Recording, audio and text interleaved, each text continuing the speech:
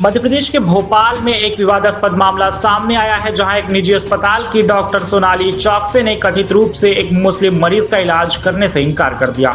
इस घटना के बाद मरीज को दूसरे अस्पताल ले जाया गया, लेकिन रास्ते में ही उनकी मौत हो गई। ये मामला इस्लामोफोबिया और धार्मिक भेदभाव के आरोपों के कारण चर्चा में है। मोहम्मद वासित ने अपने बीमार पिता को इलाज के लिए एक निजी अस्पताल में भर्ती कराने का प्रयास किया। उन्होंने आरोप लगाया कि डॉक्टर सोनाली चौकसे ने उनके पिता का इलाज करने से इनकार करते हुए कहा कि वे मुस्लिम हैं और इस वजह से वे अपने कोई मदद उनकी नहीं कर पाएंगी। उन्होंने ये भी कहा कि अगर वो यहाँ से नहीं गए तो उन पर धर्म परिवर्तन के झूठे आरोप लगाकर फंसवा देंगी। डॉक्टर के इनकार के बाद वासित ने मजबूर होकर अपने पिता को दूसरे अस्पताल ले जाने की कोशिश की। हालांकि उन्हें समय पर इलाज नहीं मिल सका और रास्ते में ही उनकी मौत हो गई। परिवार ने इस घटना को डॉक्टर की लापरवाही और धार्मिक भेदभाव का परिणाम बताया।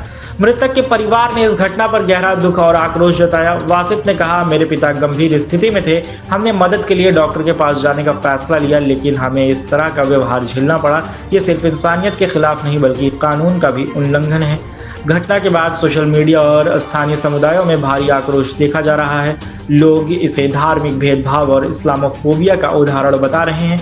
कई संगठनों और सामाजिक कार्यकर्ताओं ने इस मामले की निष्पक्ष जांच और दोषियों के खिलाफ कड़ी कार्रवाई की मांग की है। वहीं डॉक्टर सोनाली चौकसे ने इन आरोपों से इनकार करते हुए कहा कि उन्हें बिना जांच परख के बदनाम किया जा रहा है। उन्होंने दावा किया कि मरीज की हालत गंभीर थी और उन्हें उनकी स्थिति संभालने में सक्षम नहीं थी, इसलिए उन्हें रेफर किया गया। भोपाल पुलिस ने इस मामले में प्राथमिक जांच शुरू कर दी है। हालांकि अब तक डॉक्टर पर कोई आधिकारिक कार्रवाई नहीं हुई है।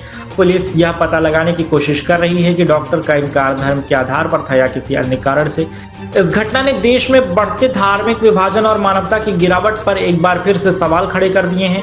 ये जरूरी है कि चिकित्सा जैसे मानवीय क्षेत्रों में धर्म, जाति या किसी भी प्रकार का भेदभाव न हो। समाज को इस प्रकार की घटनाओं से सबक लेकर सामूहिक रूप से एकजुटता और समरसता की दिशा में कदम बढ़ाना चाहिए।